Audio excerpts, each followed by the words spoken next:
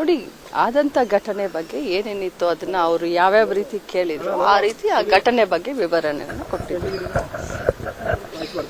ಸಭಾಪತಿಗಳು ಈ ಪ್ರಕರಣವನ್ನು ಸುಖಾಂತ ಮಾಡೋದಕ್ಕೆ ಇಬ್ಬರನ್ನು ಕೂರಿಸಿ ಸಂಧಾನ ಮಾಡತಕ್ಕಂಥ ಒಂದು ಪ್ರಯತ್ನಗಳನ್ನು ಕೊಟ್ಟರು. ಯಾಕೋ ಇಬ್ಬರು ಕೂಡ ಪ್ರತಿಷ್ಠೆ ಆಗ್ತದೆ, ಅದರಲ್ಲೂ ಕೂಡ ನೀವು ತುಂಬಾ. ನಾನು ಇದ್ರ ಬಗ್ಗೆ ಈಗಲೇ ಮಾತನಾಡ್ಲಿಕ್ಕೆ ಬಯಸೋದಿಲ್ಲ. ಇದರಲ್ಲಿ ಪ್ರತಿಷ್ಠೆ ಆಗ್ಲಿ ಅಥವಾ ಇದರಲ್ಲಿ ರಾಜಕಾರಣ ಆಗ್ಲಿ ಅದನ್ನ ನಾನು ತರಲಿಕ್ಕೆ ಬಯಸೋದಿಲ್ಲ.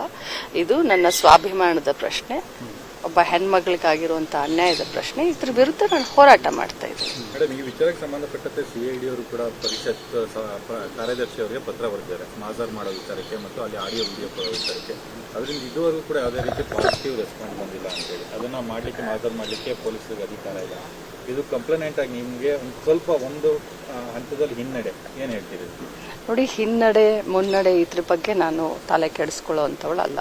ಕಾನೂನು ಚೌಕಟ್ಟಿನಲ್ಲಿ ಸಭಾಪತಿಗಳಿದ್ದಾರೆ, ಕಾನೂನಿದೆ. ಕಾನೂನು ಚೌಕಟ್ಟಿನಲ್ಲಿ ಏನೇನಾಗಬೇಕು ಇವ್ರು ಮಾಡ್ತಾರೆ, ಸಭಾಪತಿಗಳಿದ್ದಾರೆ, ಅವ್ರೇನೇನ್ ಮಾಡ್ಬೇಕು ಅವ್ರು ಮಾಡ್ತಾರೆ. ಬಟ್ ನನಗೆ ಅನ್ಯಾಯ ಆಗಿರೋದ್ರ ವಿರುದ್ಧ ತಾವೆಲ್ಲರೂ ಕೂಡ ನನ್ನ ಪರವಾಗಿ ನಿಂತ್ಕೊಳ್ರಿ ಅಂತ ಕೇಳಲಿಕ್ಕೆ ಬಯಸ್ತೇನೆ. ಒಂದ್ ಹೆಜ್ಜೆ ನಿಮ್ಗೆ ಹಿನ್ನಡೆ ಆಯ್ತು, ಒಂದ್ ಹೆಜ್ಜೆ ಮುನ್ನಡೆ ಆಯ್ತು.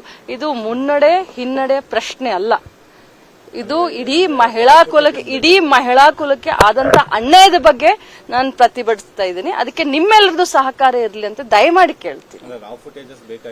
ಇಡೀ ಪ್ರಕರಣ ಒಂದು ತಾರ್ಕಿಕ ಅಂತ್ಯಕ್ಕೆ ಬರಬೇಕು. ನಾನೀಗ ಇನ್ವೆಸ್ಟಿಗೇಷನ್ ಶುರು ಆಗಿದೆ. ಸೊ ಇದರಲ್ಲಿ ತಾರ್ಕಿಕ ಅಂತ್ಯಕ್ಕೆ ಬರುತ್ತೋ ಇನ್ನೇನಾದ್ರೂ ಆಗುತ್ತೋ, ತಾವು ಇಲ್ಲೇ ಇರ್ತೀರಾ, ನಾವು ಇಲ್ಲೇ ಇರ್ತೀವಿ. ಆದ್ರೆ ತನಿಖೆ ಹಂತದಲ್ಲಿ ನಾನು ಜಾಸ್ತಿ ಮಾತನಾಡ್ಲಿಕ್ಕೆ ಹೋಗೋದು. ನಾನು ಅದ್ರ ಬಗ್ಗೆ ಏನು ಮಾತನಾಡೋದಿಲ್ಲ. ಕಾನೂನು ಪ್ರಕಾರ ಕಾನೂನು ಚೌಕಟ್ಟಿನಲ್ಲಿ ತನಿಖೆ ಪ್ರಾರಂಭ ಆಗಿದೆ, ತನಿಖೆ ಆಗ್ತಾ ಇದೆ. ತನಿಖೆ ಆದ್ಮೇಲೆ ಸತ್ಯಾಸತ್ಯತೆ ಹೊರಗಡೆ ಬರುತ್ತೆ.